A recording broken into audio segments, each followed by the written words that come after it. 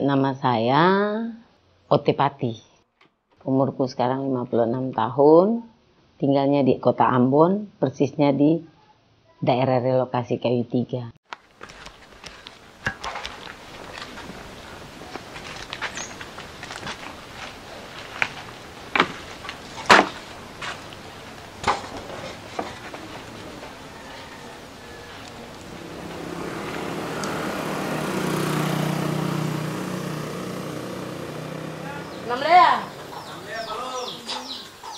Nama Beta Munafdulu Pesi.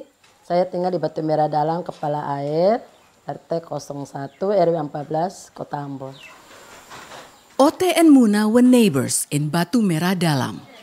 But the conflict that erupted in Ambon between 1999 and 2001 separated them. Their experience is one part of a long and complex history. The Maluku Islands, which today make up the provinces of Maluku and North Maluku, have been known since the 16th century as the legendary Spice Islands. Spices were the gates through which Western colonialism came to this island region and through which new religions were also introduced.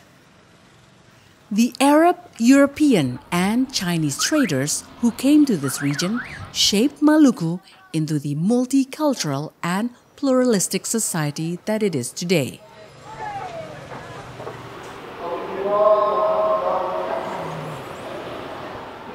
In the province of Maluku, the population of Muslims and Christians is today nearly equal.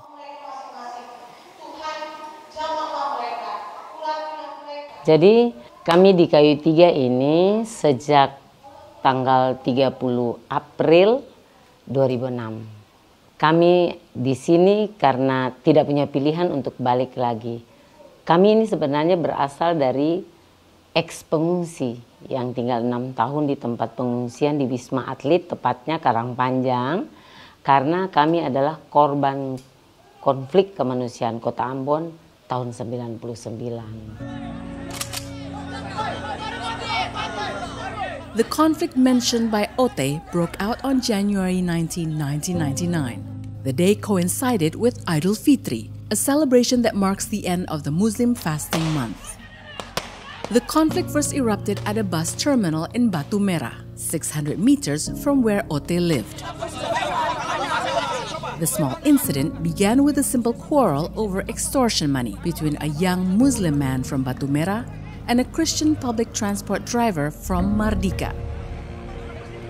Soon, religious sentiments fused a new and inflammatory dimension, and before long, what began as a simple brawl between youths turned into an inter-religious riot.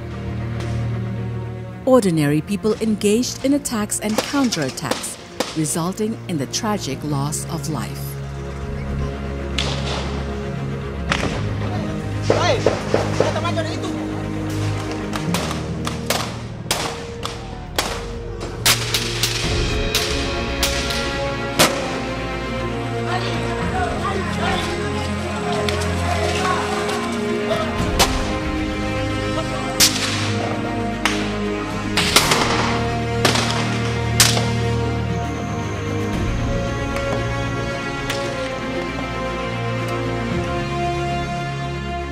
Between 1999 and 2002, an estimated 5,000 people were killed and 500,000 displaced.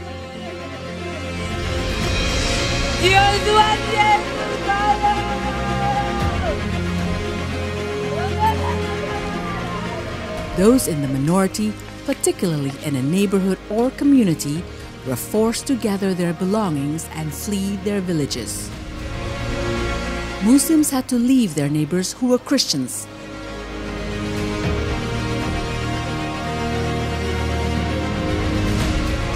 And Christians had to do the same with their long-standing Muslim neighbors.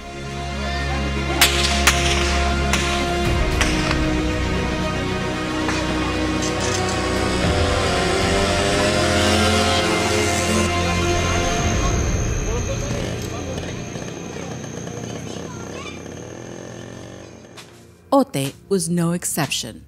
When the conflict took place, together with her family and fellow Christians, Ote had to flee Batu Merah Dalam village.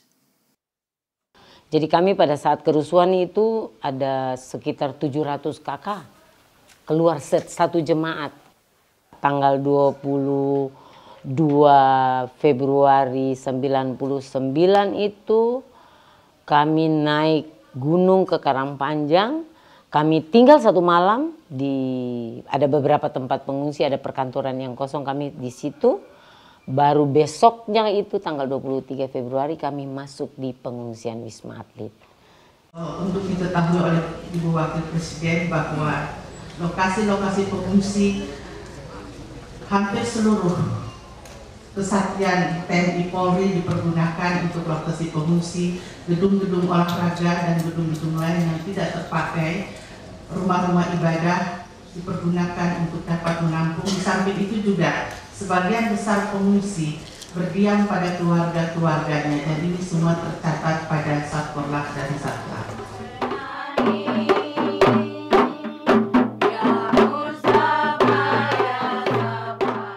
Before the conflict, the neighborhood of Batu Merah Dalam was predominantly Muslim.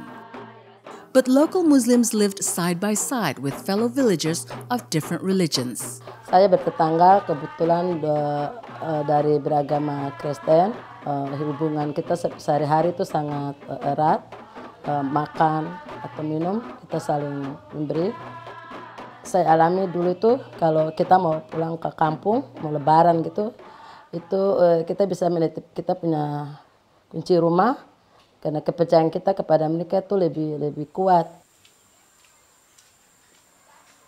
Pada saat terjadi pertama konflik kita di sini, khusus di RW 14, itu secara pribadi beta tidak melihat secara langsung, tetapi beta mendengar itu, beta rasa perasaan bahwa kok bisa sampai terjadi begitu sehingga beta punya saudara tuh bisa lari.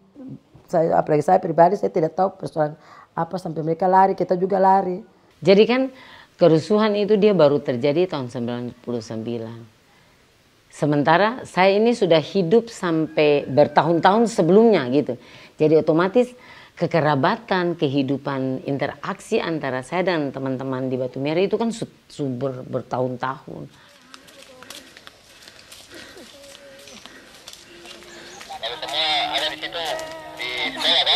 Yeah. Their sweet story of neighborly life in Batu Merah Dalam became just a memory when Ote, along with thousands of other Christians, had to establish a new life in refugee camps. No one dared to leave their refugee camp because one wrong turn could mean death. But pressed by a deep longing to meet with her old neighbors in Batu Merah Dalam, Ote conveyed an idea to several women in her new village. It was an idea that actually frightened some in her village. Selamat sore, saudara sekalian yang ada di sektor Maranatha, RT 004, RW 08 Soya. For ibu-ibu, saudara yang tergabung di dalam komunitas center Betabara. Kalau boleh sekarang dong berkumpul di Ibu Aceh Sinai ketua. Tidak bisa Ambon ini dalam kondisi begini terus. Jadi jangan halangi karena kita harus ada dalam pertemuan. Gitu. Jadi itu harus berani, ada yang menyampaikan, ada disampaikan ke orang banyak. Nah, itu mulai. Nah setelah itu saya gagas. Mama Ote kan parkir mobilnya di sana. Mama Ote datang ke sini. Rena cepat sudah berganti, kau tuh semua siap nih, kau tuh semua pi. Beta memang ketakutan, Pak Iwan, tapi beta merasa, oh iya beta mesti harus mencoba ke sana. Keberanian, ketakutan itu harus hilang dari beta pun diri, lewat beta pun diri, bukan orang lain. Jadi beta harus ke sana. Memang ke sana perasaan takut itu ada. Yang ada di beta otak ini, aduh ini kalau jadi apa-apa bagaimana, mati sudah gitu. Saya tanya sama mereka, mau nggak kita berlebaran di Batu Merah?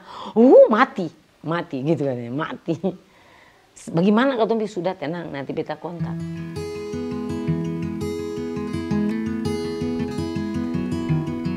Iya.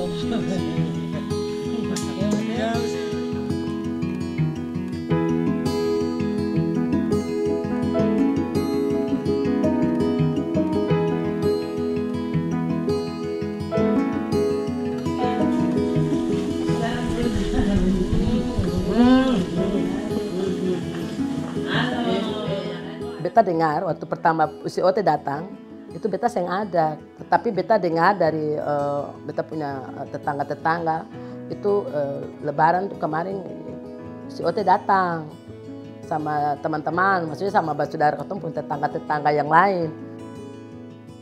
Lalu diajak ini, kata iyo katanya nanti ketemu pergi. Tapi beta bilang kalau begitu tanya posisi mereka sekarang di mana. Katanya masih ada di Karangpanjang. Tapi ya begitulah, kita kan masih trauma, masih takut. Siapa yang bilang tidak takut berarti dia bohong. Kok bagi beta tuh dia bohong. Ada acara apa? Arwah. Arwah. Siapa pun Ana? Mama Ros mana tuh? Oh, seru. Mari kita pergi di sini. Mama Ija. Mama Haji. Mama Haji Ija. Nenek Haji, Mama tua, Mama Ote. Ote. Ote. Iyo, si paling tua. Semina. Ote. Mana mama yang sudah paling tua. Paling lama berbaku dapa ini. Mana mama? Mas meninggal. Di mana? Di kayu tiga. Ih, Mama Ija. Ih, Mama Ija. Jadi memang pada saat pertama kali Lebaran tahun 2004 itu, memang kita dalam keadaan tegang waktu turun. Tapi turun, ketika turun sampai di Batu Merah ternyata mereka itu semua berpelukan karena tetangga sebelah-sebelah kan banyak, jadi berpelukan, menangis, cerita sampai sore menjelang malam kita pulang lagi. Kalau kunjungan balasan tuh pertama waktu kita ke sana itu kebetulan ada orang meninggal. Waktu pergi dengan ibu-ibu itu kita keringat dingin. Ini tangan ini keringatan. Doa mulai dari start, dari keluar dari rumah sampai ke sana tuh doa tuh tidak putus. Oh, begini kan. Tambah cantik kan? Amin. Lalu berbecuci habis. Iya. Mau balik lah. Iya, kata mau putus sudah tadi. Masa dulu? Jangan nih. Masih belum masak apa? Bikin foto-foto apa nih? Saya yang ke toilet cerita.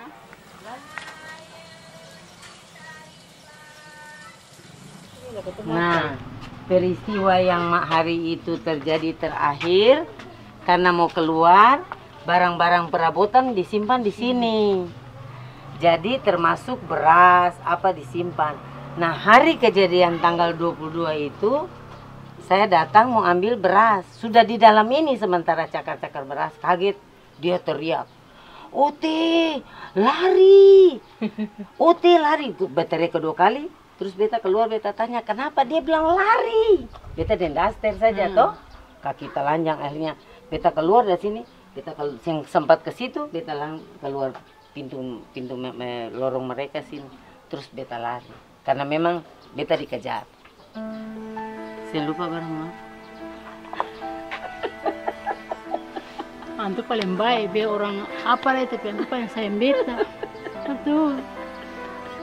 Kita pun laki, kita kawin, kita laki nih, tua.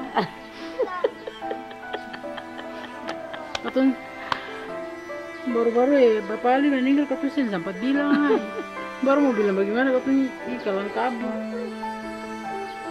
Tapi saya apa-apa ya, yang penting katun satu hati. Kita ada Bapak tua baru-baru di... Around 7 kilometers from Batu Merah Dalam, Kayu Tiga, where Ote lives today, is an area inhabited only by Christians. Some degree of village segregation or separation along religious lines has been a feature of Amboni society since the colonial era. However, before the 1999 conflict, no areas were exclusively inhabited by only one religious community.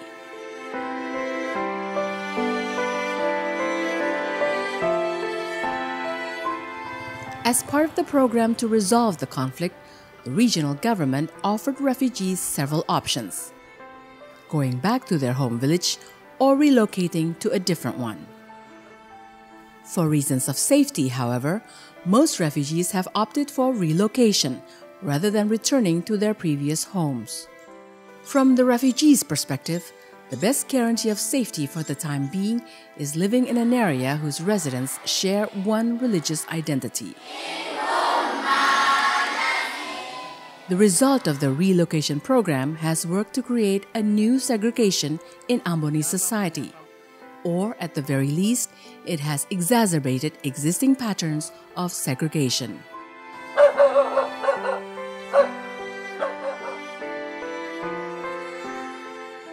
Some examples of relocations include Muslims from Paso.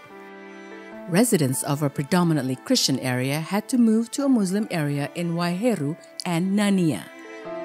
Muslims from Soya migrated to Kahena and Batu Merah, whereas Christians from Batu Merah moved to relocation areas in Kayu Tiga. There were also Christians from Waihaong who similarly moved to predominantly Christian areas. Saya melihat bahwa segregasi ini terjadi karena mungkin konflik waktu itu berlangsung terlalu lama. Sesungguhnya menjadi pekerjaan rumah kita juga.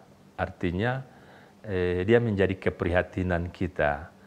Kalau ini berlangsung dalam kurun waktu yang lama, kita khawatirkan dengan segregasi ini dia menciptakan pengerasan pada level pemahaman keagamaan dan sebagainya. Ini yang sering menjadi diskurs juga, kita sering diskusikan juga. Tapi yang penting bagi kita sekarang, zona-zona perjumpaan itu kan terbuka juga.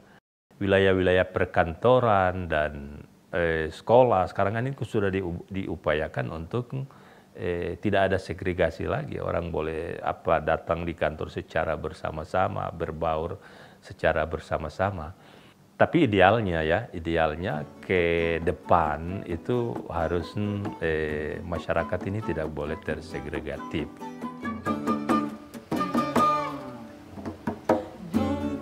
Shumarinho, makam pati taramirubi, duduk bersama-sama, duduk beramai di pantai. Shumarinho, duduk beramai dapat seperti.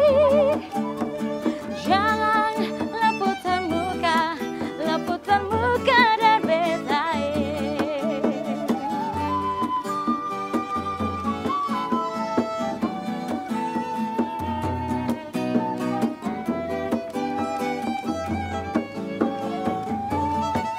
In Ambon, people know of JMP as Jembatan Merah Putih or Red White Bridge. But these youngsters have another name for the JMP. JMP itu komunitas, nama JMP sendiri akronim dari Jalan Merawat Perdamaian. Pasca konflik itu segregasi wilayah di Maluku semakin kuat. Segregasi wilayah juga bisa berdampak pada segregasi pemikiran. Tinggal terpisah-pisah dan orang tua seringkali menceritakan cerita-cerita konflik terhadap anak-anak yang tidak merasakan konflik di masa yang silam. Oleh sebab itu anak-anak pun yang saat ini tidak merasakan konflik lewat tuturan orang tua tersebut bisa memasang benteng atau bisa memasang kotak-kotak tersebut untuk kelompok-kelompok agama yang berbeda-beda tersebut. Cinta damai dan kasih sayang, semua harus lakukan. Saya memilih lewat storytelling atau juga lewat boneka karena bagi saya ketika mereka membuat cerita itu bagi anak-anak bisa di counter juga lewat cerita seperti itu. Kalau mereka buat cerita yang kurang baik, kita bisa counter dengan cerita yang baik. Halo, kali ini Dodi dan kakak Eklin akan bercerita tentang daun. Tetapi tempat di mana kita mendongeng itu atau saya mendongeng biasanya kita inventarisir kira-kira daerah itu pernah terjadi konflik atau konfliknya separah apa, kaum minoritasnya bagaimana tinggalnya di situ, atau daerah yang betul-betul fanatik dan sebagainya, kita masuk di situ. Kalau kisah-kisah yang biasa diceritakan kepada anak-anak, yang pertama kisah tentang perdamaian atau bagaimana harus bertoleransi, berbagi dengan orang-orang yang berbeda, tetapi juga lebih ke alam. Bagaimana berdamai dengan alam dan berdamai juga dengan sesama. While JMP responds to the segregation through storytelling, these teenagers choose music. Hadra, a tambourine-like instrument, is used to accompany Islamic songs and festivities. The trumpet, by contrast, is typically used as part of the worship in churches. The Hadra players are youth of Talake Village Mosque, while these trumpet players come from Lata Village. Ya, soalnya kan musik sangat identik kan sama saudara semua orang Maluku. Kita sini kan dari pihak Muslim kan biasanya kan adat istilahnya kan main hadrat. Terus dari pihak Kristen kan biasanya main trompet. Kenapa sih kita nggak kolaborasi? Saudara gandong hati tuang, mari semua katong melakukan pujian, hai mari berhimpun dan bersukaria.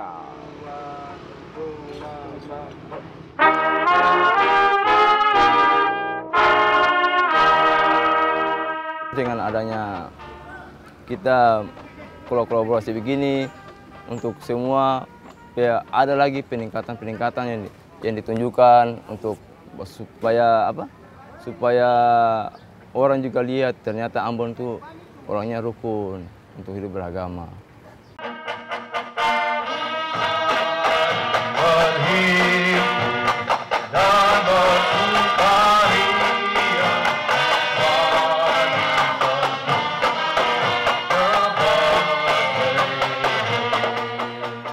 And this is their collaboration in a Christmas celebration in Ambon City.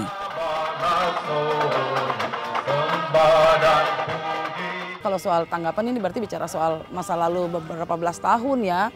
Itu kan sangat ada batas, ada jarak.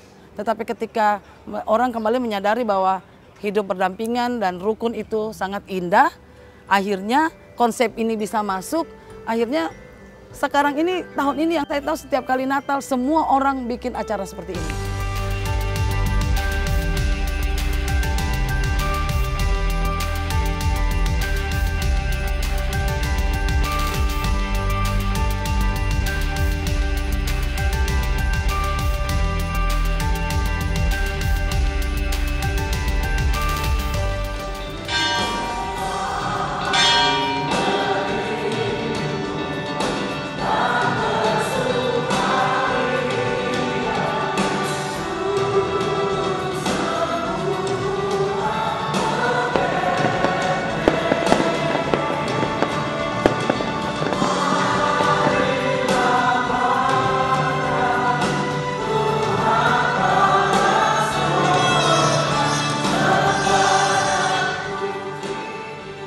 Kegiatan ini merupakan simbol dari, menurut saya, bagian dari proses-proses rekonsiliasi. Kita semua tahu bahwa Kota Ambon pernah mengalami gejolak kemanusiaan. Ini menyisakan sejarah kepada Indonesia, bahkan di seluruh dunia juga tahu bahwa di mana ada konflik berarti di situ tempatnya tidak aman. Stigma seperti ini yang sebenarnya ingin kita lawan gitu. Kita ingin tunjukkan kepada seluruh orang Indonesia, seluruh dunia bahwa di Ambon sebenarnya sudah aman.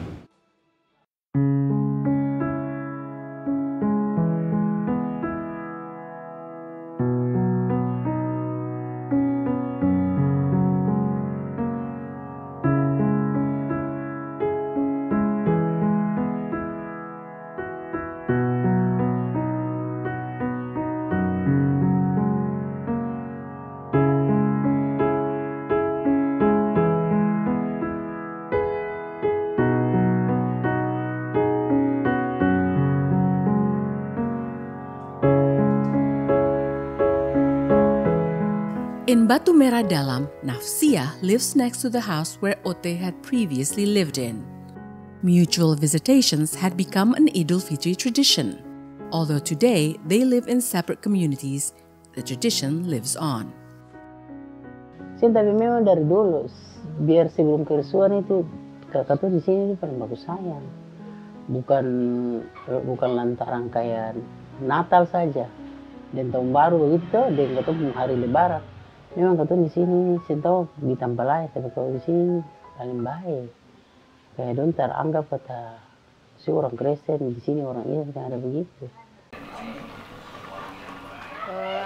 Dulu masih di sini, maunya jaraknya dekat jadi lebih mudah. Sekarang saudara don sudah di Kayu Tiga jadi agak jauh, jadi harus pakai angkot sih. Itu sih yang intinya sih untuk jaga kebersamaan, silaturahim yang dari tete nenek moyang ya, sampai kita anak cucu masih dijaga sampai sekarang hubungan ini selamanya, kalau bisa sih selamanya ya.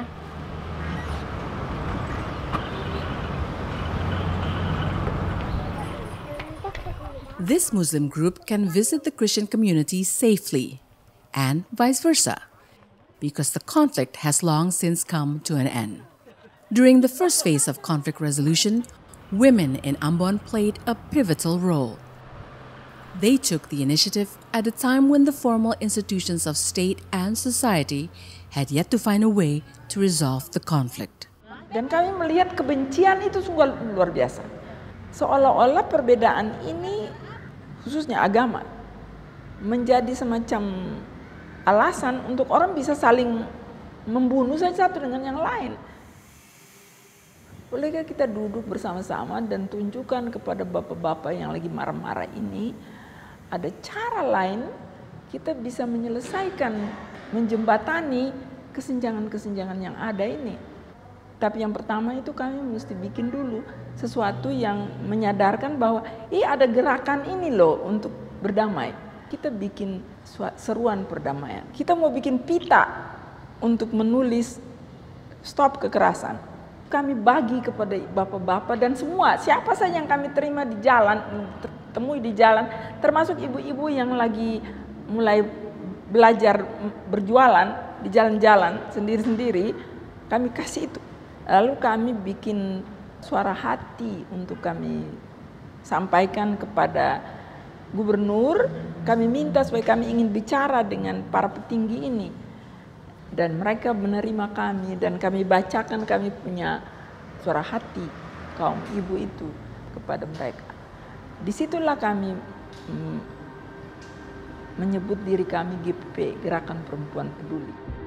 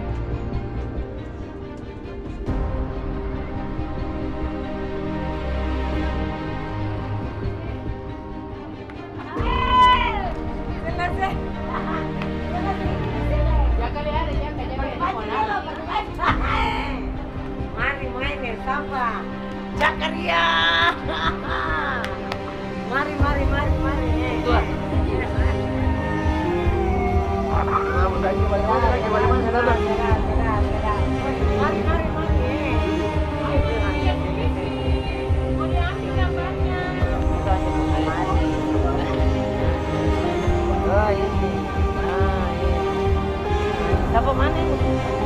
Jakaria mana di sini? Kau ini ya? Ada satu. Mantap. Iya. Kita berjumpa, kita bertetangga, kita berkomunikasi, itu semua dengan masyarakat, segmen-segmen masyarakat yang tidak dalam satu komunitas, tapi dengan berbagai komunitas. Tidak hanya dalam komunitas Ambon dan katakanlah lintas kultural di Indonesia, tapi dengan masyarakat dunia internasional. Karena itu Ambon, Maluku ini harus dibangun dalam kesadaran yang terbuka.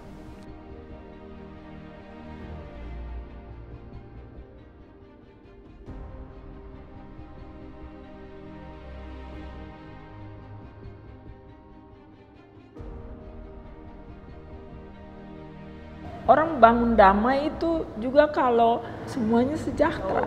baik secara ekonomi maupun sosial. Yang kedua itu saya kira segregasi ini salah satu hal yang bagi saya mesti dikelola dengan baik, Pak.